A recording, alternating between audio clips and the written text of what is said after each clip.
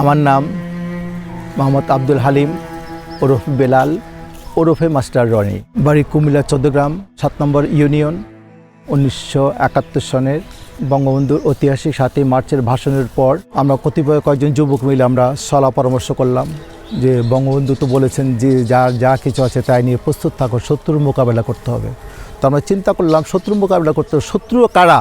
তখন আমাদের মধ্যে আলোচনার মাধ্যমে ফুটে আসলো যে শত্রু তো আমাদের পাকিস্তানি বাহিনী। যখন 25শে মার্চ দিবাগত রাত্রে অতর্কিত হামলা করা হয়, আমাদের অনেক নিরীহ বাঙালি এবং পুলিশ, আনসার, সেনাবাহিনীর এবং তৎকালীন ইপিআরের অনেক সদস্যই নিহত হন।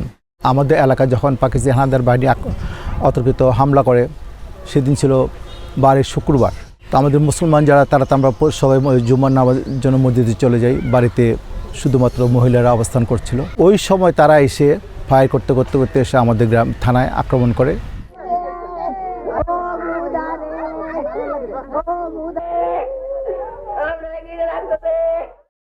ভারতের বর্ডার খুলে গেল, আমরা বর্ডার অতিক্রম করে ভারতে চলে গেলাম। তখন শরণার্থী শিবির শুরু হয়নি।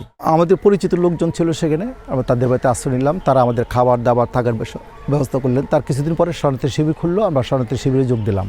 এপ্রিলের শুরু মানে 10 তারিখের পর থেকে মুক্তিযুদ্ধ যাওয়ার জন্য ক্যাম্প শুরু হয়ে গেল। মুক্তিযুদ্ধে লোকজন ভর্তি করার শুরু করলো। তা আমি খবর পাই আমার কয়েকজন বন্ধু যাচ্ছে, মান্নান, গেদু, বারেক, এরশাদ এবং আরও অনেকে ছিলেন আর কি। রাজনগর নামে একটা ইয়ুথ ক্যাম্প মাত্র চালু করছে, ওটার নামই ছিল রাজনগর ইয়ুথ ক্যাম্প রিজার্ভ। তো আমরা সেখানে যোগ দিই। ওখান থেকে আমাদের কয়েকদিন রাখার পর নিয়ে গেল আগরতলা। ওইখানে কয়েকদিন থাকার পর ওইখান থেকে আমাদের রিক্রুট নিয়ে গেল আসাম মেলাগড়, লাইলাপুর। সেখানে 3টা ক্যাম্প ছিল, একটা নাম এম উইং, একটা নাম এন উইং, একটা নাম টি উইং। তো এম উইং মানে মুজিব ক্যাম্প, এন উইং মানে নজরুল ক্যাম্প, টি উইং মানে তাজউদ্দিন ক্যাম্প। আমি ছিলাম তাজউদ্দিন ক্যাম্পে। যুদ্ধকালীন নাম হলো আব্দুল হালিম, আর আমার মা বাবার দেওয়ার নাম হলো মোহাম্মদ বেলাল। তো যুদ্ধক্ষেত্রে গিয়ে আমার নাম পাল্টাছে এই কারণে, সেখানে আরও কয়েকজন বেলাল ছিল। তো একজনকে ডাক দিলে কয়েকজন চলে আসতো, সবাই চলে আসতো। তো ওনার একটা বিব্রত হয়ে যেত, তোমার নাম তো নাম্বার তো দেওয়া যায় না, 1 বা 2 দেওয়া যায়, বেলাল 1 বেলাল 2 দেওয়া যায়। তো একবার বেলাল 1 থেকে 6, 7 তো দেওয়া সম্ভব না। তো ওই জন্য ওনারাই নির্ধারণ করে যে তোমার নাম আজ থেকে বেলাল নয়, তোমার নাম আব্দুল হালিম ওরফে বেলাল। কিন্তু ওই লেখালেখির মাধ্যমে বেলাল আমার নামটা মুছে যায়, আব্দুল হালিম নামটা টিকে যায়। তো আসাম লাইলাপুরে গিয়ে আমরা ভারতীয় সেনাবাহিনীর অধীনে আমরা 41 দিন ট্রেনিং গ্রহণ করি। সেই ক্যাম্পের ইনচার্জ ছিলেন ক্যাপ্টেন ওপি সিং, ভারতীয়। আর আমাকে যে প্রশিক্ষণ দেয় উনিও ছিলেন শিখ, ওনার নাম ছিল অমরজিৎ সিং। 303, 4x3 রাইফেল, স্টেন গান, SLR, LMG, এই অস্ত্রগুলো আমরা প্রশিক্ষণ নেই 41 দিনে। ওখানে 41 দিন ট্রেনিং গ্রহণ করে আবার আমরা ফিরতে এসে আগরতলা মেলাগড় 2 নম্বর সেক্টর হেডকোয়ার্টার। বাংলাদেশকে যেমন 11 সেক্টরে ভাগ করা হয়, নোয়াখালী, কুমিল্লা, ঢাকা, ফরিদপুর, আমরা এই 2 নম্বর সেক্টর পড়ে গেলাম। সেক্টর কমান্ডার ছিলেন তৎকালীন ক্যাপ্টেন হায়দার। আমাদের অনেক কিছু ফিজিক্যাল ইনস্ট্রাক্টর ছিল, সেই ইনস্ট্রাক্টররা আমাদেরকে দেশের কী অবস্থা, বাংলাদেশ আভ্যন্তরে কোথায় যুদ্ধ চলতেছে, এগুলি আমাদেরকে বুঝাইতো। আমাদের যে ক্যাম্পটা ছিল ওটা ছিল পাহাড় থেকে প্রায় নিচ থেকে প্রায় 300 ফুট উপরে। সেই 300 ফুট নিচে এসে আমরা প্রশিক্ষণে অংশগ্রহণ করতাম। তো সেখানে ঠিক 1টা পর্যন্ত আমাদের প্রশিক্ষণ চলতো, 3টাতে 6টা পর্যন্ত আমরা আবার প্রশিক্ষণ 3 ঘন্টা আবার। ওখানে আমাদের সঙ্গে ছিল যে আমার এক চাচাতো ভাই আরশাদ, আমার গ্রামের আব্দুল কাদের, তারপরে আলী আহমেদ, তারপরে ওই যে মুক্তিযুদ্ধ কমান্ডার জানি নাম সিদ্দিক, তারপর হারুনুর রশিদ, তারপরে আরও এভাবে অনেকজন ছিলেন।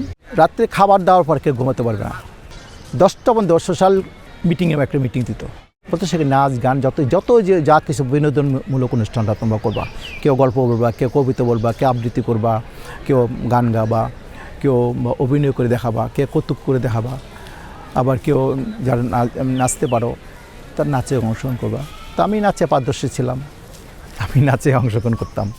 বাংলাদেশ সশস্ত্র বাহিনীর সর্বাধিনায়ক জেনারেল মোহাম্মদ আতাল গনি ওসমানী স্যার উনি আসলেন। কথা বলার সময় যুদ্ধের কিছু দিক নির্দেশনা দিয়ে গেলেন যে তোমরা যুদ্ধে যাবে ঠিকই, যুদ্ধ তোমরা ঠিক করবে, কিন্তু তোমরা আগে নিজকে বাঁচাবা, আগে নিজকে বাঁচাবা, নিজে বাঁচে যুদ্ধ করবা। মেলাঘরতে আর্মস মেশিন নিয়ে আসলাম কুমিল্লার নির্ভরপুর এলাকার মধ্যে। সে আমাদের আঞ্চলিক অধিনায়ক ছিলেন ক্যাপ্টেন মাহবুবুর রহমান। ওখান থেকে আসি আমরা রাধানগর থানা। রাধানগর থানার ক্যাপ্টেন ইনচার্জ ছিলেন ভারতীয় সেনাবাহিনীর এক অফিসার, তার নাম ক্যাপ্টেন মুখার্জি। ক্যাপ্টেন মুখার্জি সম্পূর্ণ নির্দেশ দিতেন আমাদেরকে, তার নির্দেশ মতো আমরা যেতাম। আমাদের নির্দেশ দেওয়া হলো যে তোমরা কুমিল্লা টাউনে অপারেশন করবে। তাহলে আমরা অস্ত্রশস্ত্র নিয়ে বর্ডার ক্রস করা তো আমাদের সম্ভব না, তা আমরা রাত্রেবেলা বর্ডার ক্রস করি। মেলাঘর থেকে আসতে একদিনে একটা সময় লাগছে আমাদের কুমিল্লা টাউনে আসতে। আমাদের কুমিল্লা 14 গ্রামেরই মুন্সিরহাট এলাকা। তো মুন্সিরহাট এলাকা থেকে আমরা যাব মিয়ার বাজার, কুমিল্লা টাউনের কাছাকাছি। তো মুন্সিরহাট থেকে মিয়ার বাজার প্রায় 10 মাইল ডিস্টেন্স রাস্তা। তখন আমরা অস্ত্রশস্ত্র নিয়ে আমাদের সেখানে যাওয়ার দিনের বেলা কোনো সম্ভবপর না। তখন আল্লাহর কি মেহেরবান, একটা মরা লাশ যাচ্ছে। তখন লাশটা দাঁড়া করালাম, দাঁড়াও তোমরা, এই লাশ কোথায় মাটি দিবা, কোথায় কী করবা? তখন তারা বলছে অমুকখানে মাটি দেবে এসে। তখন বলছে দেখো, আমরা পরিচয় দিলাম যে আমরা মুক্তিযোদ্ধা। লাশের সঙ্গে আমরা কিছু অস্ত্রশস্ত্র নিয়ে যাব এবং লাশে এখানে দাফন করবা না। লাশের সঙ্গে যে আমাদের অস্ত্রশস্ত্রগুলো যাবে, অস্ত্রশস্ত্রগুলো আমাদের জায়গামতো পৌঁছাই দিয়ে এসা লাশ তোমাদের জায়গামতো দাফন করবা। প্রয়োজন বোধে আমরা কার ঘাড়ে করে নিয়ে যাবো লাশ। তারা রাজি হয়ে গেল, হ্যাঁ 100 বার। তখন এই লাশের সঙ্গে আমরা আমাদের 303 3x4 মার্ক এলএমজি তো বিশাল অস্ত্র, সেটা খুলে 3 ভাগ করা যায়। সেটা খুলে 3 ভাগ করে লাশের সঙ্গে পেঁচে দিয়ে আমরা সেটা নিয়ে ওই কাপড় দিয়ে পেঁচে আবার আমরা মুক্তিযোদ্ধাদের ঘাড়ে করে একদম মিয়ার বাজার নিয়ে যাই।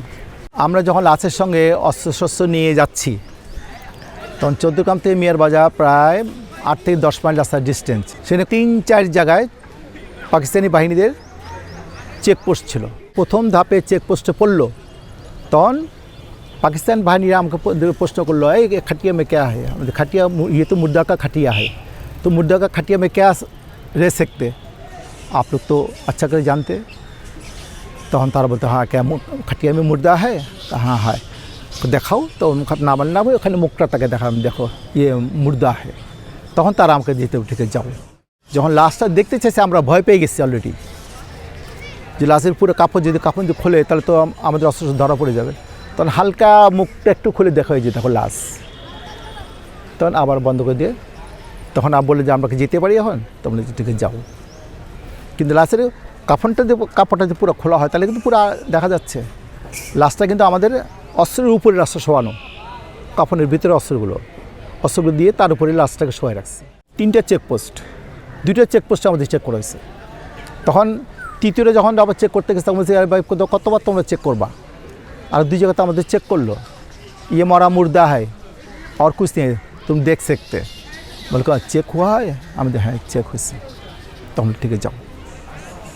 তখন জায়গাপতি নিয়ে আবার তার কাপড় খুলে ওই অস্ত্র বের করে নিই, এবং কি খাটিয়ার নিচেও অস্ত্র ছিল, ওগুলো বাইর করি নিয়ে পরে আবার লাশ আমরা নিজে কান্দে করে রাখতে পারি, লাশ দাফন করি। ওইখানে গিয়ে আমরা রাত্রেবেলা কুমিল্লা ভিক্টোরিয়া কলেজে হামলা করি। হামলা করার পরে তারা তো চতুর্দিকে আর্টিলারি মারা শুরু করলো। তো আমাদের তো বড় তো শস্ত্র নেই, আমাদের সাধারণত 303 SLR স্টেন গান তো সামনাসামনি যুদ্ধ করার জন্য, দূরের যুদ্ধের জন্য না। তো দূরে গুলি করার জন্য একবার ছিল আমাদের 303 আর LMG, যাকে বলতো লাইট মেশিন গান। এই দুটো দিয়ে আমরা 1200, 1400, 1500 বা 1 মাইল রাস্তার ভিতরে আমরা কাভার করতে পারতাম। এর চেয়ে বেশি দূরে আমাদের ছিল না, অস্ত্র আমাদের ছিল না দূরে যে আমরা কারোর সঙ্গে যুদ্ধ করবো। তা আমাদের যুদ্ধ যতগুলি হয়েছে সবগুলি কিন্তু সম্মুখীন যুদ্ধ। আমরা তখনও জানতে পারতেছি না যে আমাদের দেশে এখন কী অবস্থা, দেশের অবস্থা। তো রেডিওতে একটা নিউজ পেলাম যে জেনারেল অরোরা সাহেব নিয়াজিকে একটা বার্তা দিচ্ছে, এত সময়ের মধ্যে তোমরা সারেন্ডার করো, নয়তো তোমাদের উপরে খুব গুরুতরভাবে আক্রমণ শুরু হবে। 16 ডিসেম্বর সকালবেলা আমরা নিউজ পেলাম যে পুরো বাংলাদেশে মুক্ত, 10টার সময় নিয়াজি সারেন্ডার করবে অরোরা সাহেবের কাছে। তখন তো আমরা আত্মহারা সবাই, জয় বাংলা, জয় বঙ্গবন্ধু, জয় বাংলা যখন স্লোগান দিতে আমরা পুরা এলাকা কমতে, আমাদের সঙ্গে তো হাজার কর্মী যোগ দিচ্ছে। মানে স্লোগানের চোটে মানে মাটি কাঁপতেছে।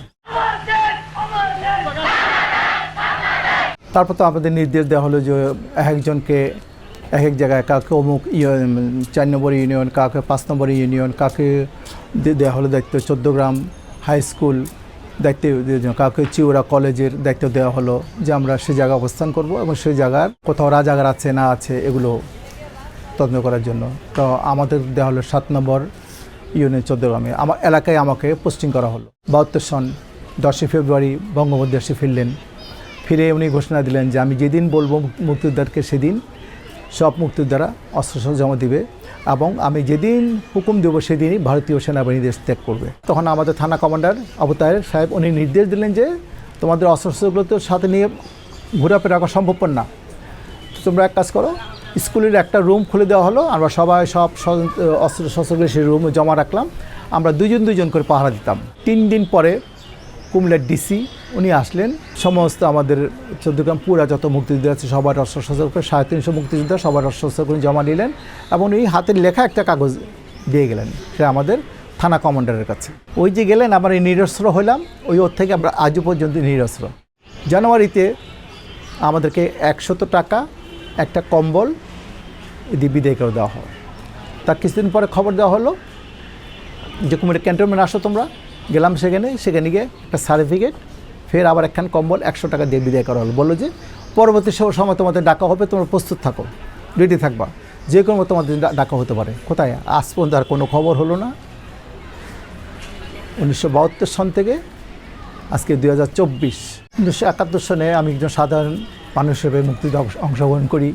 তার পরবর্তীতে এবং তখন থেকে ধরতে গেলে আমার শরীরের সার্বিক যে গঠনটা, আমার আচরণটা পরিবর্তন হতে থাকে। তো আমার সাথে অনেক পুত্র বলতো আমাকে অনেক সময় দুষ্টামি বলতে, এই তুই মেয়েদের মতো কথা বলিস কেন, তুই মেয়েদের মতো হাঁটিস কেন? তো আমি বলতে আমি কী করি, আমি কি ইচ্ছা করে করি? আমার চলাফেরাতে মেয়েদের ভাব চলে আসে, আমার কথাবার্তায় মেয়েদের ভাব চলে আসে, না আমি কী করব? তখন অনেকে আমাকে হাফ লেডিস বলে সম্বোধন করতো, দুষ্টামি করতো, টিপনি কাটতো। তা আমি কখনো কিছু মাইন্ড করতাম না। কিন্তু দেশ স্বাধীনের পরে 72 সন 73 সন থেকে আমার শরীরে পুরা পরিবর্তন। আমার কথাবার্তা, চাল চলন, আচার আচরণ সম্পূর্ণ কিছু মেয়েদের। আমি আমার মায়ের শাড়ি পরে বসে থাকতাম, আমার বড় বোনের সেলার কামিজ পরে বসে থাকতাম, তার হাতে চুরি এনে আমি পরে বসে থাকতাম, লিপস্টিক দিতাম, কপালে টিপ দিয়ে বসে থাকতাম। তা আমার বাবা খুব চিন্তিত ছিল যে আমার এটা কী, আমার ছেলেরা এতদিন ভালোই ছিল, এখন দেখি সম্পর্কে তার মেয়েলি মনে মেয়ের পর্যায়ে চলে যাচ্ছে সেটা। তা আমার বাবা আর কেউ জানতেন না, এটা আমার বাবা জানতেন। তা আমার বাবা মানুষ স্থির করলেন যে আমার ছেলে হিজরা হবে।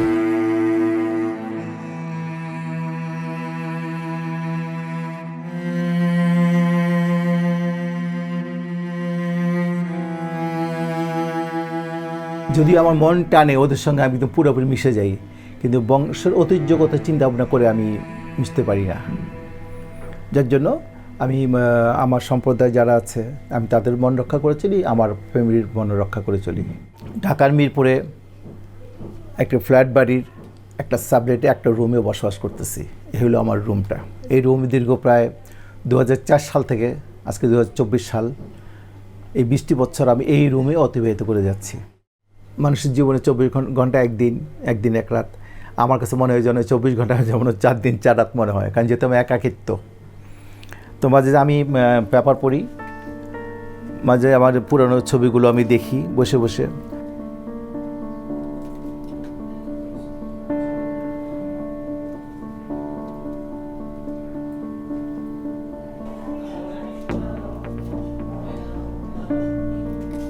তাও যখন খারাপ লাগে, ভাল লাগে না, ঘর থেকে বের হয়ে থেকে দোকানে গিয়ে চা পানি খাই, বসে একটু আড্ডা মারি, দুজনের সঙ্গে কথাবার্তা বলি, এভাবে আমার সময়টা কেটে যায় আর কি। একাকিত্ব জীবনটা যে কত দুর্বিষহ, যে একাকিত্ব থাকে উনি জানেন, আর কেউ জানেন না।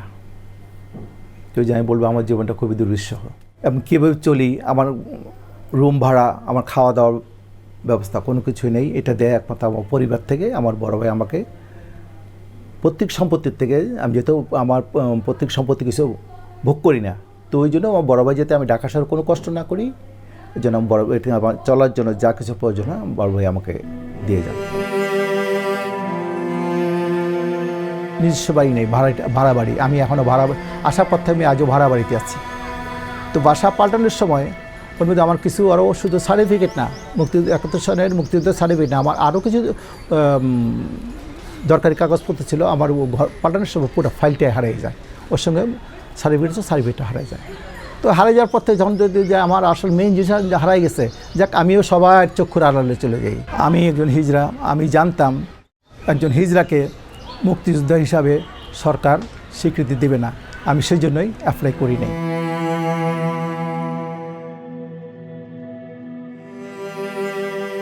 অনেক দিন পর আমার এক ভাই সাংবাদিক, সে আমাকে অনেক দিন আমাকে প্রশ্ন করছে, নানান প্রশ্ন। আমি 71 যুদ্ধে কী করছি, কত করেছিলাম, নানান প্রশ্ন করতে করতে করতে আমি একদিন বলে ফেলি। তারপর সে এবার আমার বন্ধুদের ঠিকানা নিল, আমার বাড়ির ঠিকানা নিল, নিয়ে সে একাই আমার দেশে বাড়ি গিয়ে আমার বন্ধুদেরকে খুঁজে বের করে। আমার কিসমত ভালো যে আমার কোনো মিডিয়া ভাই আমাকে খুঁজে বের করে আবার সবার সামনে প্রকাশ করছে। বাংলাদেশের যতগুলো মিডিয়া আছে প্রত্যেকটা মিডিয়া আমাকে চিনে, প্রত্যেক মিডিয়া আমার নাম জানে। পরিবারের সঙ্গে আমার যোগাযোগ হয়েছে, আমার পরিবার এখন আমার সাথে যোগাযোগ করে। তো যদিও আমি এখন বাড়ি ফিরে যাইনি, আমার পরিবার সদস্যের সঙ্গে মিশি নেই, কিন্তু তাদের সঙ্গে আমার সঙ্গে বর্তমানে মোবাইলে যোগাযোগ হয়, কথাবার্তা হয়, এবং তারা অনুরোধ করে যে বাড়ি ফিরে আসো। আমার পরিচয়টাই 71 সনে আমার দেশ যখন শত্রু কবলে পড়ে, শত্রু কর্তৃক আক্রান্ত হয়, আমি এদেশ যুদ্ধ করে এদেশকে শত্রু মুক্ত করেছি। দেশের কাছ থেকে কিছু পাওয়ার জন্য বা দেশের কাছে কিছু নেওয়ার জন্য আমি যুদ্ধ করিনি। আমি আমার রাষ্ট্রের কাছে, আমার দেশের কাছে, আমার জনগণের কাছে আমি এইটুকু আশা করব এবং এটুকু প্রত্যাশা করব এবং এইটুকু কামনা করি তাদের সবার কাছে, যে পতাকার জন্য, যে নিশানের জন্য যুদ্ধ করেছি, আমার লাশটা যখন কবরস্থ করা হবে, সেই আমার লাশের সঙ্গে যেন সেই মুক্তিযুদ্ধের নিশানা, স্বাধীন বাংলাদেশের জাতীয় পতাকা যেন আমার লাশের সঙ্গে জড়িয়ে আমার লাশটা দফন করা হয়, এটা আমার আশা।